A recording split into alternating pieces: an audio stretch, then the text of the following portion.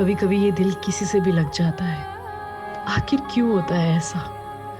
शायद ये एक रूह का पाक रिश्ता होता है दूसरी रूह के साथ, जो ना समाज की बनी दीवारों से डरता है ना नियमों को।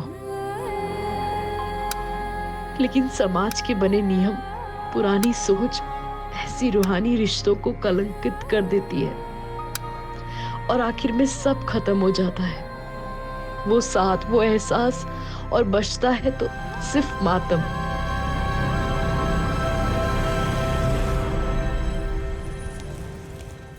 अब्दुल काका। हाँ चांद बेटा। सब तैयारी हो गई है? हाँ चांद बेटा, सारी तैयारियां हो चुकी है। डिनर में किसी भी चीज की कमी नहीं रहनी चाहिए, और हाँ, मीठे में शेर खुरमा जरूर रखिएगा। बस आधे घंटे में शीरकुरमा भी तैयार हो जाएगा। ठीक है, ठीक।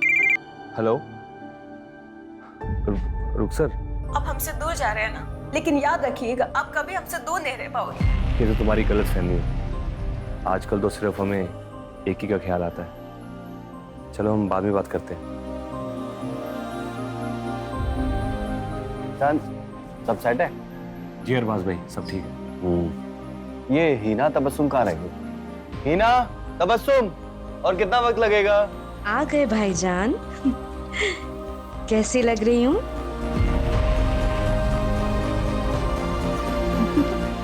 भाभी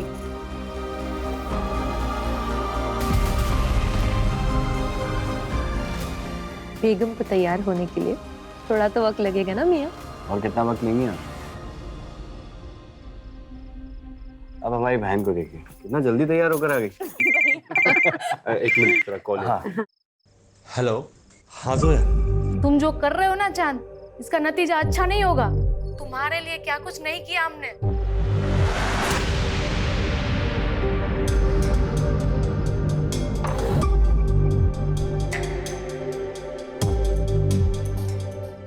हेलो। हाँ जोया। अरे एक मिनट सांस तो ले लो। ऐसा कुछ नहीं जैसा तुम सोच रही हो। एक मिनट बाद में बात करते हैं। हेलो। हाँ डिम्पी। हम अपनी जान दे देंगे चांद, अब मुझसे बर्दाश्त नहीं होता। अरे प्लीज अब नहीं यार, फंक्शन में कुछ ही देर बाकी है। तुम पर भरोसा करके मैंने बहुत बड़ी गलती कर दी। अब रुको, हम बाद में बात करते हैं।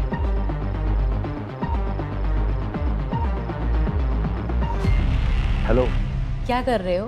तैयार तो होगी तो एक फोटो ही भेज दो। अगर हमारे होने वाले शौहर को पता चला तो? प्लीज प्लीज प्लीज जान, एक फोटो। आपको ना थोड़ा इंतजार करना पड़ेगा। अच्छा चलो हम रखते हैं, बारात आने का टाइम हो गया है। ठीक।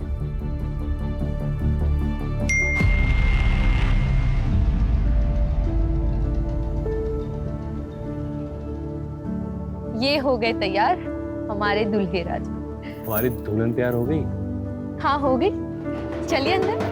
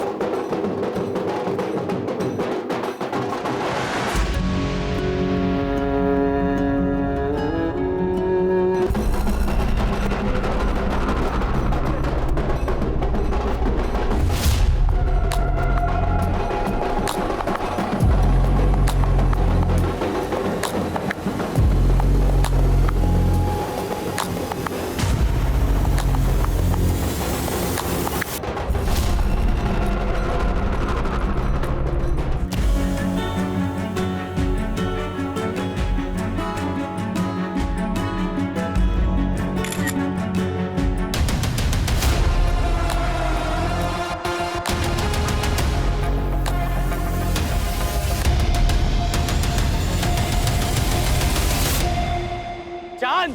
चांद, चांद। चांद भैया, अरे क्या हुआ? क्या हुआ? अरबाज,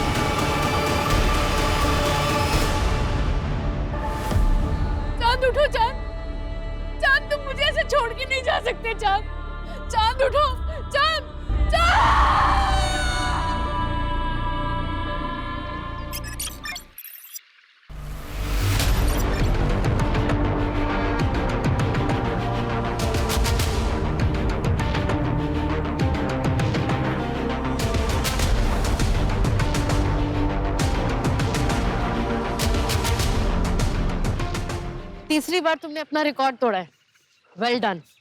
थोड़ा और एफर्ट डालोगे ना तो बेटर हो जाएगा। और वैसे भी ना नेशनल के लिए बेस्ट है, लेकिन एशियन गेम में मेडल लाने के लिए ना थोड़ा अच्छे से करना पड़ेगा।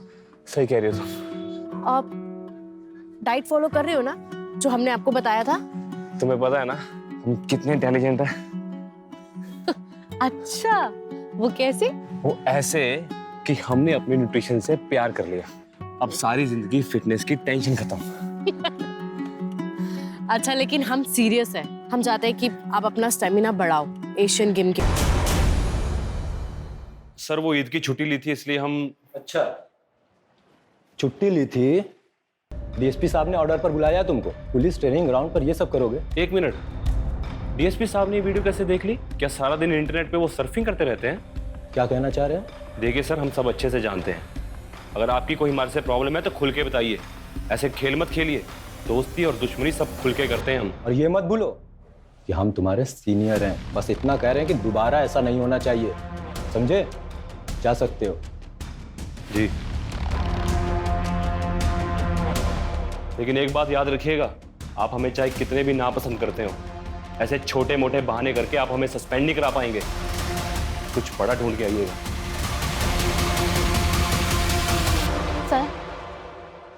सर जी, क्या हुआ बताइए। हमारा नाम रीना है।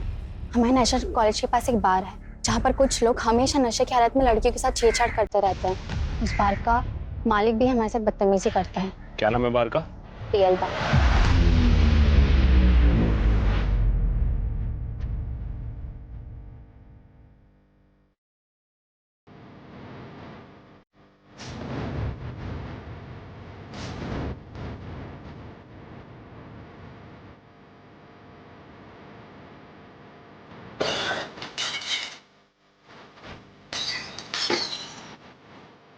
दिमाग खराब है क्या तेरा? हाँ, इस बोतल का दाम क्या तेरा बाप भरेगा? मेरे बाप की छोड़, अपने बाप दादा को याद कर ले। वर्दी की आकड़ दिखा रहा है। तू जानता नहीं है हमको। कुछ दिन अंदर रहेगा ना तो अच्छे से जान पहचान हो जाएगी। यहाँ बार खोलकर गुंडागर्दी करता है, लड़कियां छेड़ता है। चल बाहर।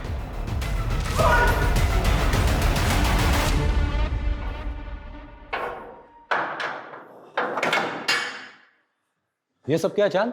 कुछ नहीं सर, अपनी ड्यूटी कर रहे हैं। ये आदमी ना कहानी मत सुना मुझे। और ये मत भूलो कि ये जो वर्दी मिली है ना, स्पोर्ट्स कोटा में मिली है तुम्हें, वरना तुम्हारे बस की बात नहीं है सब इंस्पेक्टर बनना। जिस आदमी को अंदर डाला है ना, तुरंत रिलीज करो। सर, इसके खिलाफ कंप्लेंट मिली है हमें। कंप्लेन मिली है? मतलब कोई भी लड़की आकर कुछ भी कहेगी, बिना इंक्वायरी किए मान लोगे? हाँ मिश्रा जी? Yes sir. ये सज्जन आदमी को तुरंत रिलीज करिए। यस।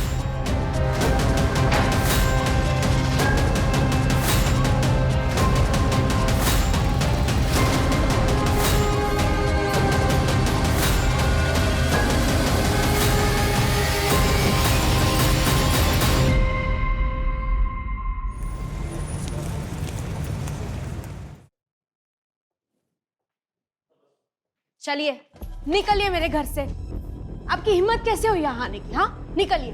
तबस्सुम, मैंने आपसे कितनी दफा कहा है, मुझे नहीं आना है आपके साथ घर वापस। मानते हैं हमसे गलती हुई, लेकिन नाराजगी छोड़ो और हमारे साथ चलो। कब तक ये मायके में पड़ी रहोगी? मतलब वो यहाँ पड़ी नहीं है, तबस्सुम का भी घर है ये। चांद, वाह, अपने ही बहनोई की गिरबान पर हाथ डाला। शर्म, हया, तहजीब सब भूल गए हो। ये भी भूल गए कि अपनी बहन के शौहर से किस तरह से बात करती है। इससे तो मेरा अब ये जूता बात करेगा। अगर तू नवाब के खानदान का है तो हम भी कोई सड़क सोट कर नहीं आए। हमारे अब्बू अमीमानंद के कालीन के सबसे बड़े व्यापारी हैं। रही बात तबस्सुम की, तो आज नहीं तो कल हम इसे लेकर जाएंगे।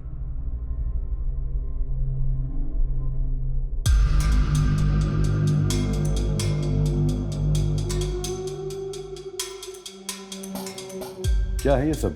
तुम्हें इस बात का अंदाजा भी है कि हम नवाबों के खानदान से हैं? हमने ख्वाब में भी नहीं सोचा था कि हमें इस तरह की बेहूदगी देखने को मिलेगी कभी। वो लड़की न तो हमारी कौम की है और ना ही हमारी बराबरी की है। ये रिश्ता तो हरगिज नहीं हो सकता। निकाह तो हम नैना से ही करेंगे। फिर तो हमारी लाश पर से गुजर कर करना होगा तुम्हें ये निकाह। अब्बा, बुरा ना मानिएगा, पर आज दुनिया बहुत आगे बढ़ चुकी है और हमें चांद को अपने फैसले लेने का हक देना चाहिए।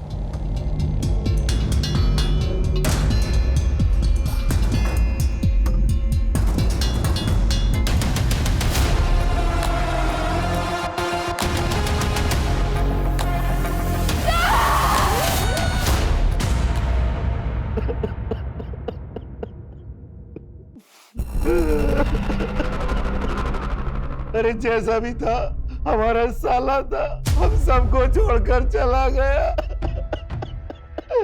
जब तक पोस्टमार्टम नहीं हो जाता हम हमारे भाई को नहीं दफनाएंगे। बस हमें पुलिस में खबर करनी चाहिए। चांद जवान था, सेहतमंद था, स्पोर्ट्समैन था। उसको कैसे हार्ट अटैक हो सकता है? मुझे यकीन नहीं हो रहा। क्या चाहते हो तुम? अपने बेटे को दफनाने से पहले हम उसके जिस्म के टुकड़े टुकड़े कर दें। डॉक्टर ने डेथ सर्टिफिकेट दे दिया है, अब किसी पोस्टमार्टम की कोई जरूरत नहीं। चलो जनाजे की तैयारी शुरू करो।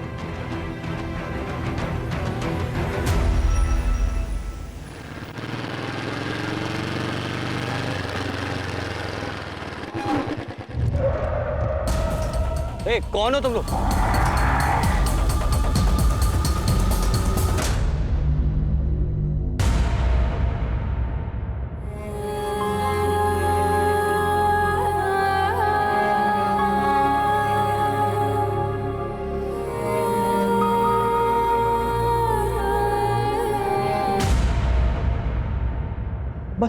चांद को ऐसे कैसे हार्ट अटैक आ सकता है? चांद जवान था, सेहतमंद था, स्पोर्ट्समैन था। चांद को हार्ट अटैक हो ही नहीं सकता। मैं यकीन नहीं कर पा रहा हूँ। अब्बा। हाँ बेटा। अब्बा आप दिल के मरीज हैं। भाई के जाने का गम सबको है, मगर आप यूं ही ये सब सोचते रहोगे तो आप ही की तबीयत बिगड़ेगी ना। अब ये सब सोचना बंद कीजिए और ये लीजिए दवाई।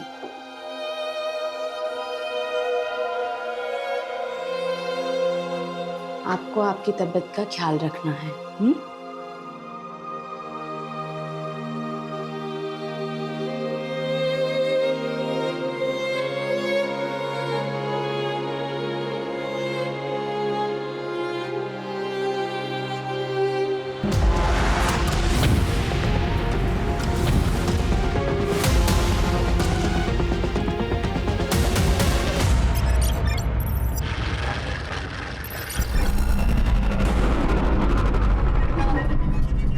जी कहिए। मेरा आज इंटरव्यू है, मुझे देर हो रही है। मुझे अगले आईटी चौराहे तक उतार देंगे? आइए बैठिए।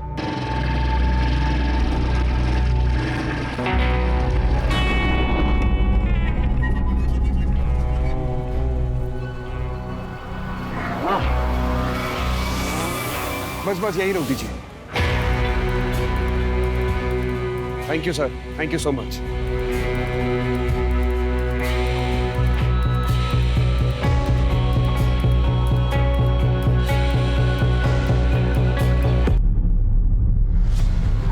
जल्दी आओ, यहाँ कोई गिर पड़ा है। भाई साहब क्या हुआ आपको? उस आदमी ने कुछ चुपाया। कौन आदमी? क्या हो गया इसको? ये बोल रहा है किसी ने कुछ चुभोया है इसे। ऐसे मुंह देखता रहेगा, इसको अस्पताल भी लेके चले। डॉक्टर डॉक्टर डॉक्टर देखो ना इसे क्या हो गया।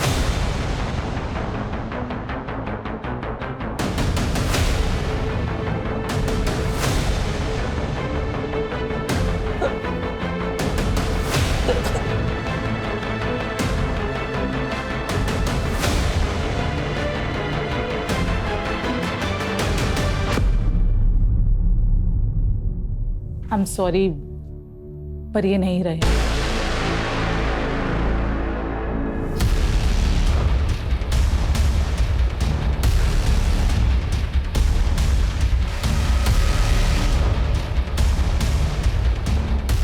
इनको किसने बुलाया? मैंने बुलाया सर, मुझे केस हार्ट अटैक का नहीं लगता है। Hello doctor. Hello inspector. Doctor Divya ने हमें फोन पे बताया था कि इनके कंधे पे कोई पिन चुभोने का मार्क है। जी यहां पर ये कौन लेके आया इनको? हमारे खेत के पास बेहोश था तो हम ले आए। सर ये इनका वॉलेट है।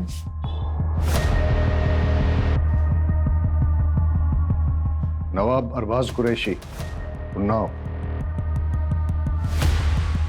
फैमिली को इन्फॉर्म करो और बॉडी को पोस्टमार्टम के लिए भेज दो। Right sir. हम नवाबों के खानदान से हैं। पूरे उन्नाव में हमारी शान थी, लेकिन एक झटके में हमारा पूरा कुनबा बिखर गया। पहले छोटा बेटा चांद और अब अरबाज। हमारे अरबाज चांद से बेहद मोहब्बत करते थे। उन्हें यकीन ही नहीं हो रहा था कि चांद को हार्ट अटैक कैसे आ सकता है। अरबाज को ऐसा क्यों लगता था कि चांद की मौत हार्ट अटैक से नहीं हुई है? शायद वो अपने भाई की मौत के सदमे में था। उसकी किसी के साथ कोई लड़ाई हुई थी या दुश्मनी थी? नहीं। मैं बड़े भाई अरबाज के बारे में पूछ रहा था। जी नहीं थी। वो लखनऊ में क्या कर रहा था? उन्नाव में हमारी सीमेंट की फैक्ट्री है और लखनऊ में उनके क्लाइंट्स। शायद उसी सिलसिले में आया होगा। इंस्पेक्टर साहब, हमको लगता है कि हमारे अरबाज का जरूर कोई दुश्मन होगा, क्योंकि जब कुछ दिन पहले वो घर पे आए थे ना, तो किसी ने उन्हें बहुत मारा था। सर जब अरबाज पर अटैक हुआ था उसी समय मैंने उससे कहा था कि पुलिस स्टेशन में आकर एक FIR कराने के लिए। सुना है नवाब साहब कि आपके ऊपर किसी ने हमला कर दिया। आप ना पुलिस स्टेशन आ जाइए और आकर एक FIR लिखवा दीजिए। लेकिन वो आया ही नहीं।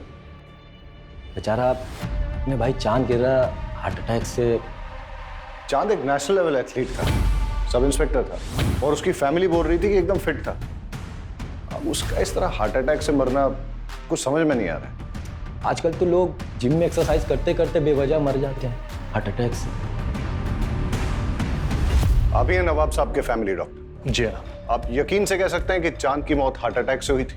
नवाब साहब के घराने की फैमिली हिस्ट्री में दिल की बीमारी है। चांद, अरबाज, उससे पहले उनकी माँ भी 2 साल पहले हार्ट अटैक से मरी थी। ठीक है, आप जा सकते हैं। ठीक है। अर्जुन साहब, चांद के पोस्टमार्टम के साथ साथ उसका टॉक्सिकोलॉजी टेस्ट भी करवा। सर। 2 भाइयों की मौत, वो भी एक के बाद एक, और अरबाज के साथ मौत के पहले मारपीट भी हुई थी। वो ना हो, इसमें कोई दुश्मनी का एंगल जरूर है। अब सवाल ये उठता है कि दुश्मन घर के बाहर है या अंदर। अरे कूद जा लल्ले, कुछ नहीं है। नहीं अनु, मैं नहीं कूदूंगा। अरे तुम्हारी ऐसी की तैसी। नहीं अनु, मत।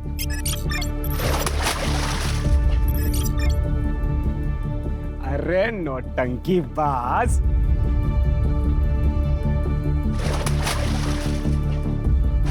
अनु, कुछ हो जाता तो। हो गई नौटंकी, कमर तक तो पानी नहीं है तुम्हारे। नौटंकी बाज।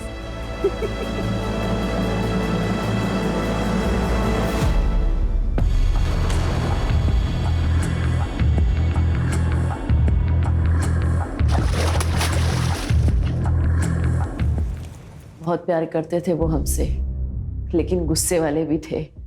हम उन्नाव पुलिस वालों को कह के थक गए थे कि चांद को हार्ट अटैक नहीं आ सकता है। हम खुद पेशे से न्यूट्रिशनिस्ट हैं। उनके खाने पीने में कड़ी निगरानी रखते थे हम। अभी अभी आपने बताया कि वो व्यवहार से थोड़े गुस्सैल थे, तो उनकी किसी के साथ कोई अनबन जिसके बारे में आप जानती हैं? शायद हमारी शादी, हम दोनों अलग अलग धर्म के थे और इस शादी के खिलाफ बहुत से लोग थे। मेरे कुछ घर वाले और चांद के कुछ जानने वाले लोग। ऑनलाइन तो हमारे रिश्ते का मजाक भी बना। ये देखिए, ये वीडियो सबसे पहले किस IP एड्रेस से अपलोड हुई, किसने भेजी और किस किस को भेजी, सारी डिटेल्स निकालो। जी सर, और मैंने उस चौक पे भी पता करने के लिए कह दिया है, शायद वहां से कोई क्लू मिल जाए। सर, ये अरबाज की पोस्टमार्टम रिपोर्ट है। ठीक, जाओ। ओके सर, पोस्टमार्टम रिपोर्ट के हिसाब से अरबाज की मौत हेवी पॉइजनिंग की वजह से हुई। ये भी लिखा है कि अगर ज़्यादा मात्रा में लिया गया हो तो महज कुछ ही मिनटों में उस इंसान की मौत हो सकती है।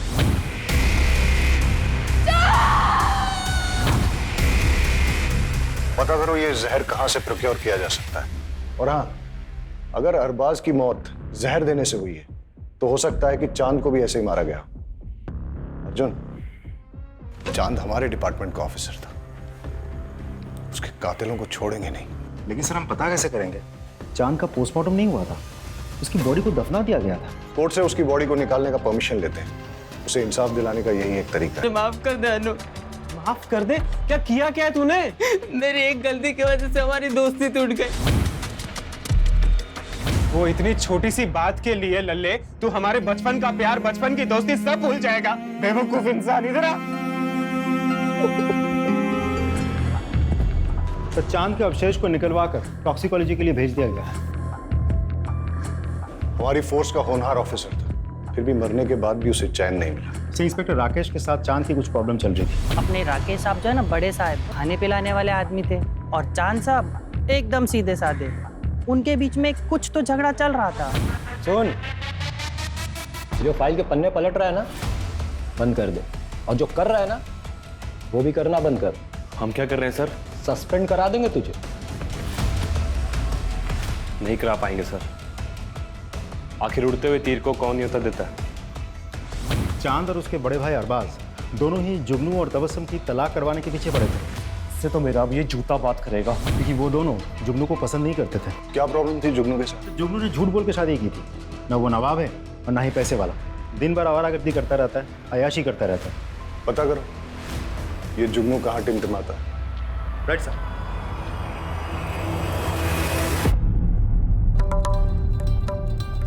निम्मो भाई, आज ऐसा मुजरा करना कि घर जाने के बाद भी तुम्हारा खुमार ना उतरे।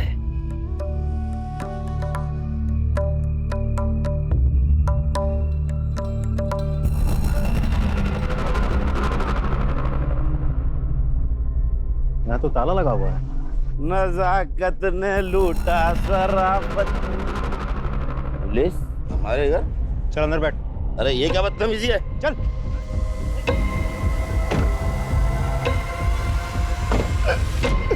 जनाब, हमने कुछ नहीं किया है, बस हमें हमारी बेगम हमारे घर में चाहिए। हम उनसे बहुत मोहब्बत करते हैं। दोनों भाई तेरे खिलाफ थे। चांद जो कि पुलिस ऑफिसर था, पहले तूने उसको मार दिया, और साथ ही साथ नवाब साहब की प्रॉपर्टी का एक हकदार कम कर दिया, और फिर मौका मिलने पर उसके बड़े भाई अरबाज को भी रास्ते से हटा दिया तूने। तो तेरा तलाक भी नहीं हो सकता तबस्सुम से। अब तू जिंदगी भर नवाब की हवेली में। लाहौर में लगू है, हम उनका खून कैसे कर सकते हैं साहब? तो चांद की पोस्टमार्टम रिपोर्ट आ गई है। उसे भी वही जहर दिया गया है जो अरबाज को दिया गया था। मतलब दोनों भाइयों की मौत एक ही तरह से हुई है, यानी कि कातिल एक ही है और उसका मोटिव भी एक ही है। दोनों भाइयों की मौत से सबसे ज्यादा फायदा किसको हो सकता है?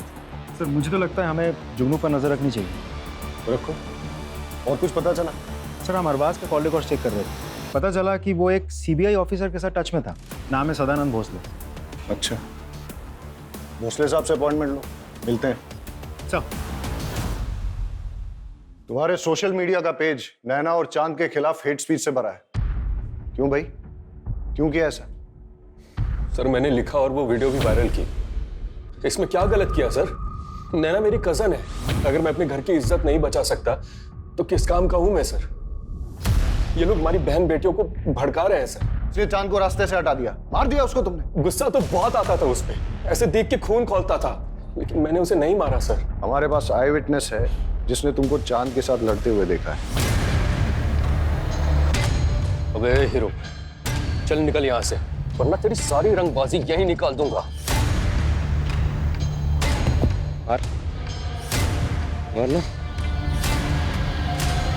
शांत, छोड़ो से। क्या कर रहे हो तुम लोग यहाँ?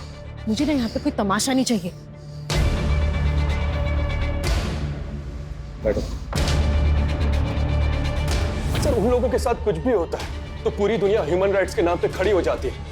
हमारी बहन बेटियों के साथ जो हो रहा है उसका क्या सर? नफरत से सिर्फ नफरत फैलती है। एक पुलिस ऑफिसर था वो, जो देश के लिए मेडल लाने की कोशिश कर रहा था, मार दिया तुमने उसको, और फिर उसके मर्डर को छुपाने के लिए उसके भाई को भी मार दिया। ऐसे नहीं मानेगा ये। तुम्हें क्या लगता है एक पुलिस ऑफिसर का मर्डर हो जाएगा और पुलिस हाथ पे हाथ धरी बैठेगी? लेके जाओ इसे, और तब तक तोड़ो जब तक ये सच नहीं बोलता। लेके जाओ।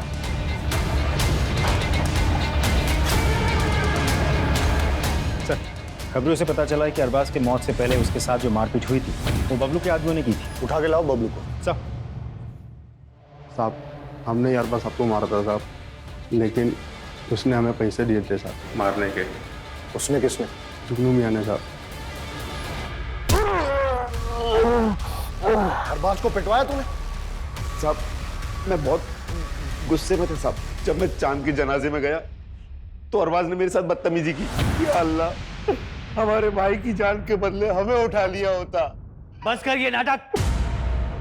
हमारे भाई के जनाजे पे बैठ के ये घड़ियाली आंसू मत बहा। यहाँ पे निकल जाए, यहाँ से निकल, उठ और चला जाए यहाँ से। मुझे धक्के मारकर हवेली के बाहर निकाल दिया।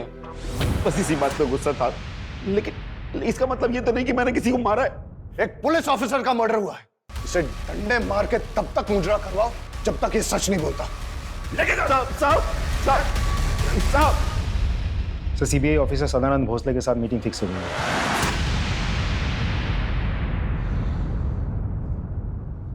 अरबाज ने मुझसे बात की थी। वो चाहता था कि उसके भाई के मर्डर की इन्वेस्टिगेशन सीबीआई करे, लेकिन सीबीआई ऐसे किसी केस को कैसे ले सकती है? मैंने उसे लोकल पुलिस स्टेशन में जाकर एफआईआर दर्ज कराने की बात की थी। सब इंस्पेक्टर चांद का मर्डर केस काफी पर्सनल है सर हमारे लिए। एक पुलिस ऑफिसर को मारा गया और उसके बाद उसके बड़े भाई का भी मर्डर किया गया, और अभी भी हमारे हाथ में कोई ठोस कड़ी नहीं लग पाई। Anyways, thank you.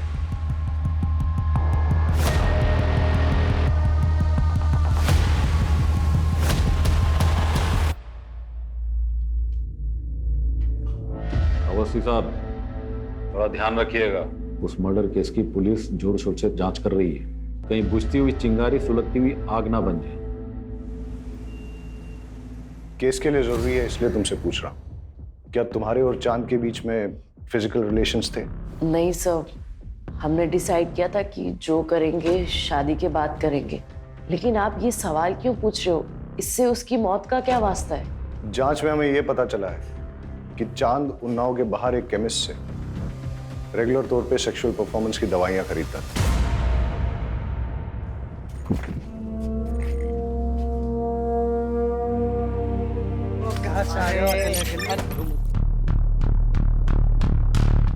इंस्पेक्टर साहब, आप लोग यहाँ?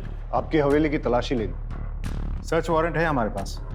अर्जुन सर, सर्च करो।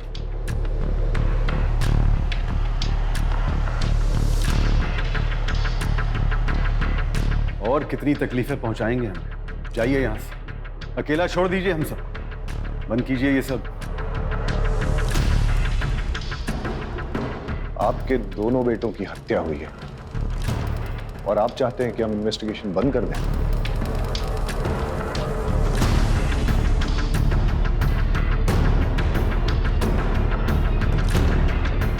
सर, चांद के कमरे से ये मोबाइल और ये फाइल मिली।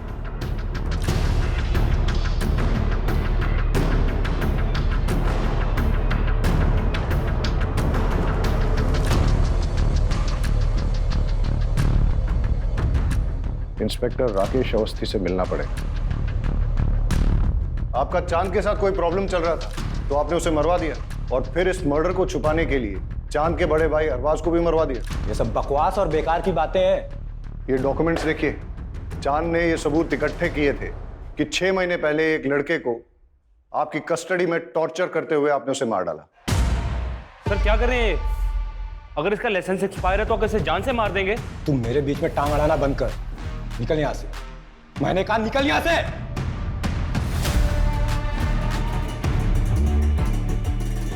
हम ना छोड़ेंगे नहीं तुम्हें। एक मासूम की जान ले ली तुमने। तुम्हारा असली चेहरा ना सबके सामने लेकर आएंगे, ये हमारा तुमसे वादा है। हम आपसे बहुत इज्जत से पेश आ रहे हैं, तो ये मत भूलिएगा कि हम आपके बराबर के ऑफिसर हैं।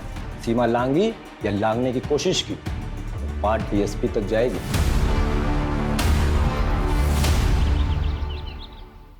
वहीं रुक जाओ, वहीं रुक जाओ। अगर हमारा बेटा तुम्हारे प्यार में नहीं पड़ा होता ना, तो आज वो जिंदा होता। अगर आपने अपना बेटा खोया है तो मैंने भी अपना प्यार खोया है। कुछ नहीं खोया है तुम, लेकिन हमने अपना बेटा खोया है। और हमें तो कभी कभी लगता है कि तुम्हारे घर वालों में से किसी ने हमारे बेटे को। अब वो आपकी तबीयत खराब हो जाएगी। आपको जो लगता है लगता रहे, बाहर के लोगों को भी ना बहुत कुछ लगता है। आपने तो चांद का पोस्टमार्टम भी नहीं होने दिया ना। बदतमीज, निकल जाओ यहाँ से। अब्बू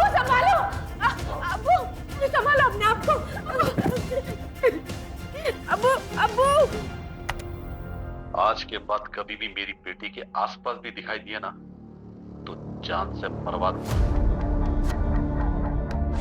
रिद्धि से प्यार करते हैं हम, आपको जो करना है वो करिए।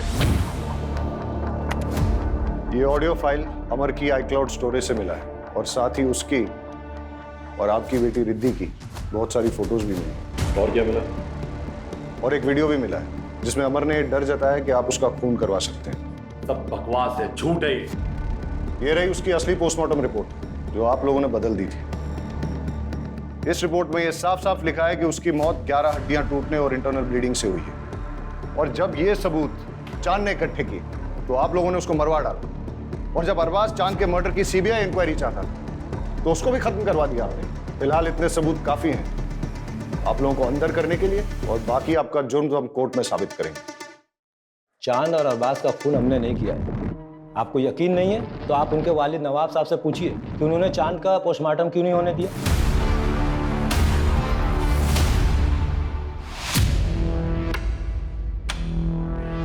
कैसे हैं इकबाल साहब? ठीक है। अभी हमें जब पता चला कि इकबाल साहब को हॉस्पिटल लेके आए तो हमने सोचा कहीं इनके साथ भी ऐसा ही तो नहीं हुआ जैसा इनके बेटों के साथ। नहीं सर, नवाब साहब को सिर्फ दिल की बीमारी है। ये उनकी जो लेटेस्ट रिपोर्ट्स आई है उसके हिसाब से लग रहा है कि बहुत दिनों से उन्होंने अपनी दवाई नहीं ली।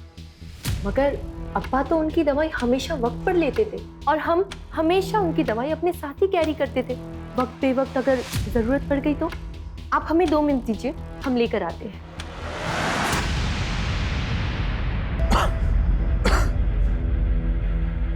नवाब साहब, एक बात हमारी समझ में नहीं आई, आपने अपने छोटे बेटे चांद की बॉडी का पोस्टमार्टम क्यों नहीं होने दिया?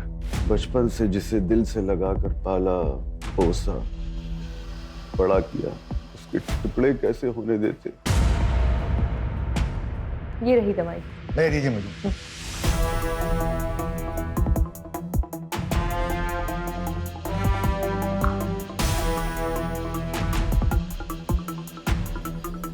सर ये तो शुगर है, चीनी है ये।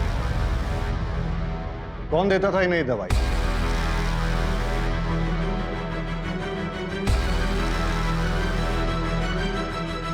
तुमने अपने अब्बा को मारने की कोशिश की, क्यों किया तुमने ऐसा? प्यार करते थे हम किसी और से, मगर हमारे अब्बू ने हमारा निकाह उस जुगनू से करवा दिया। नवाबी चोला ओढ़ एक जालिम और जिद्दी इंसान है मेरे अब्बू। और तुम्हारे भाई? उन्होंने भी नहीं रोका इंस्पेक्टर साहब मेरे अब्बू को। चांद भैया ने खुद के निकाह के वक्त तो किसी की भी नहीं सुनी, मगर मेरे निकाह के वक्त उनके मुंह में दही जम गया था। नफरत हो गई थी हमें उन सब से। अच्छा हुआ दोनों मर गए, काश मेरे अब्बू भी मर जाते। मर गए या तुमने मरवा दिया? नहीं इंस्पेक्टर साहब, चाहने में और करने में फर्क होता है।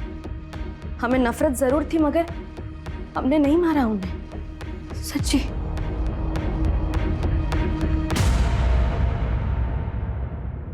चांद और अरबाज के केस में इतने सारे सस्पेक्ट्स हैं, सन्नी, जुगनू, इंस्पेक्टर अवस्थी, इकबाल कुरैशी, तबस्सुम, हीना, कोई भी हो सकता है। लेकिन सर अभी भी समझ में नहीं आ रहा है कि चांद और उसके बड़े भाई अरबाज को मार कौन सकता है? इनमें से कोई भी हो सकता है, या फिर नैना, क्योंकि जो जितना भोला भाला दिखता है वो उतना ही शातिर भी हो सकता है। एक काम करो अर्जुन, चांद और अरबाज के केस में ये जितने भी सारे सस्पेक्ट्स, सबकी डिटेल्स फिर से निकालो, छोटी से छोटी चीज भी चेक करो। कुछ तो है जो हमसे छूट रहा है। सर बस एक कड़ी हाथ में आ जाए तो सारे पेज खुल जाएंगे। सर बाकी सब तो क्लीन है, लेकिन एक इंटरेस्टिंग बात सामने आई है। पिछले 2 साल में हिना ने अपने बैंक अकाउंट से कोई ट्रांजैक्शन नहीं किया था, लेकिन अरबाज के मौत से 2 दिन पहले हिना के पिता ने उसके अकाउंट में 10 लाख रुपए ट्रांसफर किए थे, और अरबाज के मौत के 10 दिन बाद हिना ने वही 10 लाख रुपए कैश में विड्रॉ किए थे। जी, हमने डाले थे पैसे। हिना को पैसों की जरूरत थी। अरबाज के बिजनेस में काफी नुकसान हो गया, इसीलिए कुछ पैसे की जरूरत थी। कितने पैसे बेटा? करीबन 50 लाख के आसपास। आपने वो 50 लाख रुपए शौहर को बचाने के लिए इस्तेमाल किए या शौहर को प्रॉब्लम में डालने के लिए? मतलब अरबाज के मरने के 10 दिन के बाद आपने वो सारे पैसे निकाल लिए कैश में, क्यों और किस लिए? घर में ज़रूरत थी इसलिए। हमने नवाब साहब से भी बात की और तबस्सुम से भी। आपने घर पे न तो वो पैसे किसी को दिए हैं और ना ही घर के खर्च के लिए इस्तेमाल किए हैं। कहाँ इस्तेमाल किए वो 50 लाख? सुना है आपने अपने पर्सनल क्लिनिक के लिए नए इक्विपमेंट खरीदे। हाँ तो सर इसमें क्या क्राइम हो गया? ये क्राइम तो नहीं है, लेकिन ये 50 लाख रुपए आपके पास आए कहाँ से? मेरे पैसे हैं, मैंने जमा किए थे। चलिए वो छोड़िए, ये बताइए, आप तो लखनऊ में प्रैक्टिस करते हैं, तो फिर आप जिस दिन चांद की मौत हुई उस दिन उन्नाव में क्या कर रहे थे? जिस ऑटो में आप बैठ के गए थे और आपने जो उसको ऑनलाइन पैसे ट्रांसफर किए थे भाड़े के तौर पे, उसका रिकॉर्ड भी है हमारे पास। और उस ऑटो वाले ने हमें ये बताया कि आप ऑटो में वेट कर रहे थे, जब चांद की बारात आई तभी आपने उसे छोड़ा। हम उस जहर तक भी पहुंच गए जो आपने लैब टेक्नीशियन संतोष सिंह से खरीदा और जिस जहर को आपने चांद और अरबाज में इंजेक्ट किया। डॉक्टर साहब अब तो सच बोल दो। मैंने दोनों का फोन किया।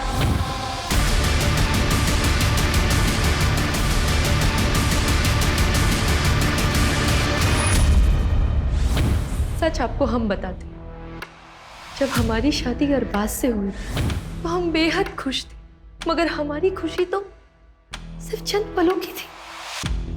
शादी के बाद हमको एहसास हुआ कि अरबाज हमसे प्यार नहीं करते। हमारी शादी को 2 साल हो गया, मगर उन्होंने कभी हमें हाथ तक नहीं लगाया। हमें उन पर शक होने लगा। एक दिन फिर अरबाज बाहर जा रहे थे, तब हमने फैसला किया कि आज इनका पीछा करेंगे।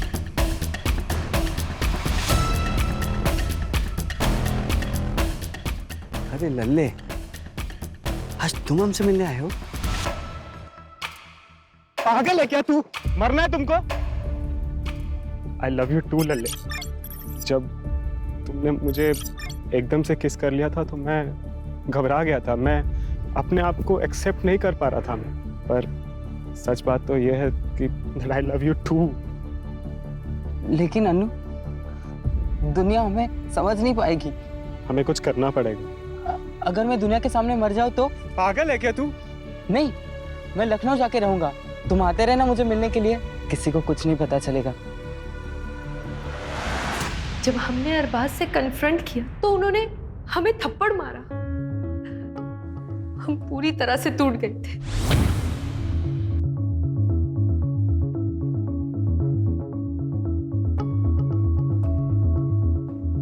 क्या हुआ भाभी? आप रो क्यों रही हैं? तुम्हारे भाई हमसे नहीं बल्कि एक मर्द से मोहब्बत करते हैं। अरे हमको समझ में नहीं आता कि हम करें तो क्या करें। अभी आप रोइए मत। हम बेहद खुश थे। भले ही हम दोनों के बीच में एक छोटा सा रिश्ता बना हो, मगर हमने चांद से मोहब्बत की थी और उसने फिर शादी करने का फैसला ले लिया। ये तुम क्या कह रहे हो चांद? हम तुमसे प्यार करते, तुम ये नहीं कर सकते। हमें छोड़ के तुम किसी और से शादी नहीं कर सकते। हम आपसे प्यार नहीं करते, वो बस एक हमारी गलती थी। हम नैना से प्यार करते और भैया को हम और दगा नहीं दे सकते। ये आपका नसीब है।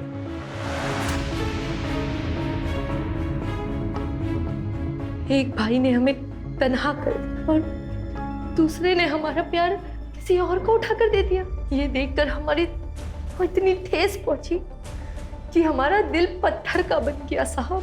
जब एक इंसान का दिल पत्थर का बन जाता है ना, फिर उससे कोई फर्क नहीं पड़ता। हमें रत्ती भर भी अफसोस नहीं हुआ ये फैसला लेते हुए कि अब हम इन दोनों को मार देंगे। ऊपर वाला आपको दोनों जहां की खुशियां अता फरमाए।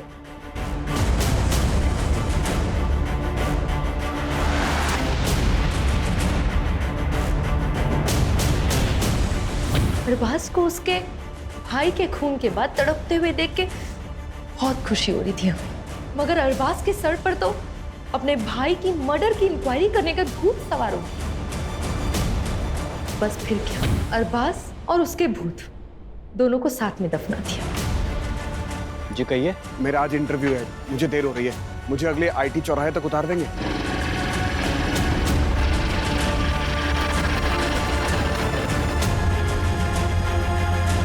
हाँ, बस बस यहीं रोक दीजिए। Thank you sir, thank you so much. मैं उस दिन जानबूझकर हॉस्पिटल देर से पहुंचा। अगर हॉस्पिटल में मेरी आरएमओ डॉक्टर दिव्या ने अरबाज के कंधे पर निडल का घाव और वो खून की बूंद नहीं देखी होती तो अरबाज की मौत भी हार्ट अटैक ही साबित होती। मासूमों का बहाया हुआ खून कभी भी खामोश नहीं रहता। एक एक खून की बूंद गवाही देती है। अब जिंदगी भर जेल की चारदीवारी के बीच बैठकर सोचना किसका गुनाह बढ़ा।